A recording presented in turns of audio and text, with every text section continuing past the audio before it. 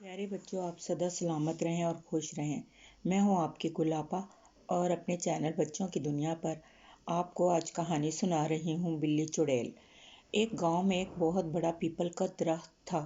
اس پر ایک خوفناک چڑیل رہتی تھی اور جو بھی اس پیپل کے قریب سے گزرتا، چاہے وہ انسان ہو یا جانور، اسے پکڑ کر کھا جاتی تھی۔ آہستہ آہستہ سب گاؤں والوں کو پتہ چل گیا کہ یہاں ایک خوفناک چڑیل کا بسیرا ہے، تو انہوں نے اس راستے پر جانا چھوڑ دیا اور گاؤں میں آنے جانے اور اپنے جانوروں کو گھاس چرانے کے لیے ایک نیا راستہ بنا لیا۔ اب چڑیل سوچنے لگی کہ گاؤں والے تو بہت سمجھدار ہو گئے ہیں، لیکن میرا کیا ہوگا؟ میں تو بھوکی مر جاؤں گی۔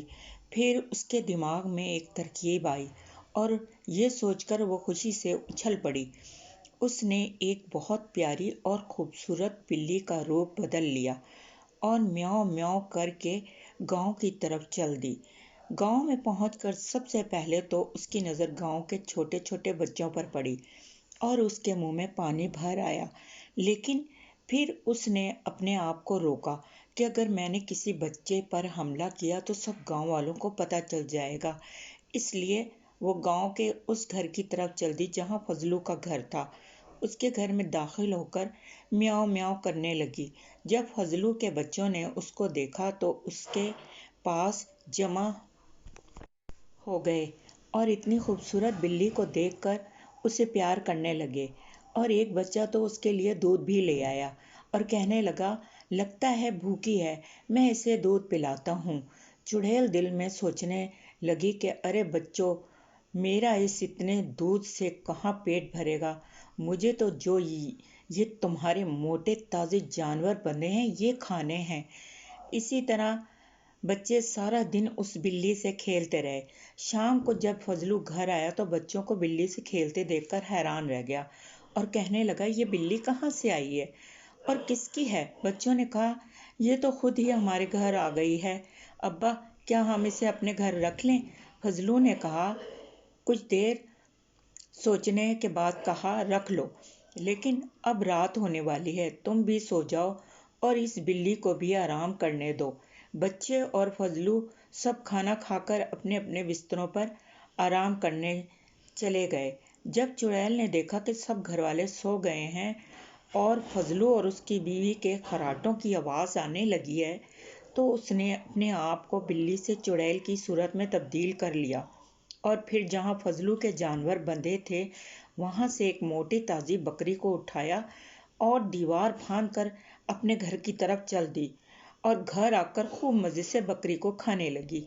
اسی طرح وہ روز بلی کے روپ میں کسی نہ کسی طرح جاتی اور ایک جانور، کبھی گائے، کبھی بکری اور کبھی کسی کتے کو پکڑ کر کھا جاتی۔ جب گاؤں والوں نے دیکھا تو سب آپس میں مل کر بیٹھ گئے اور ایک دوسرے سے کہنے لگے، پتہ نہیں روز ہمارے جانور کہاں غائب ہو جاتے ہیں اور چور کا پتہ نہیں چل رہا۔ اب چور کو پکڑنے کے لیے ہمیں کچھ کرنا چاہیے۔ سب مل کر گاؤں کے چودھری کے پاس گئے اور سب کہانی سنائی۔ چودھری نے کہا کہ رات کو میں اپنے آدمیوں کو بھیجوں گا کہ وہ گاؤں میں پہرا دیں اور چور کو پکڑیں۔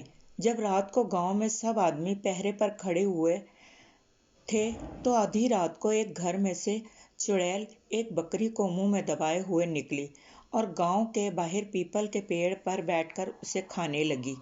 گاؤں والے یہ دیکھ کر حیران رہ گئے اور انہیں پتہ چل گیا کہ یہ سارا دن خوبصورت بلی کے روپ میں ہمارے گھروں میں آتی ہے اور رات کو ہمارے جانوروں کو لے جاتی ہے۔ سب نے مل کر یہ بات چودھری کو بتائی۔ سب مل کر سوچنے لگے کہ اب کیا کیا جائے۔ ان میں سے ایک آدمی نے کہا کہ ساتھ والے گاؤں میں ایک بابا رہتے ہیں، جنوں اور چڑیلوں کو قابو کر سکتے ہیں۔ چودھری نے یہ سن کر فضلو کو دوسرے گاؤں بھیجا تاکہ بابا کو بلا کر لائے۔ جب بابا آیا تو سب نے اسے چڑیل کے بارے میں بتایا کہ ہم اس کے ہاتھوں بہت تنگ ہیں اور کس طرح یہ روز ہمارے جانور کھا جاتی ہے۔ بابا نے کہا کہ سب گاؤں والے اپنے بچوں اور جانوروں کو لے کر اپنے اپنے گھروں میں چلے جائیں اور گھروں کے دروازوں کو بند کر لیں۔ सब गांव वालों ने ऐसा ही किया।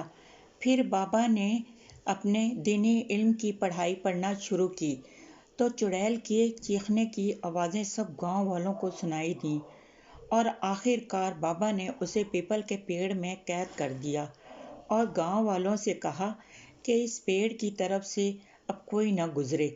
सब लोग बहुत खुश हुए कि आखिर उनकी जान इस चुड़ैल से छूट गई।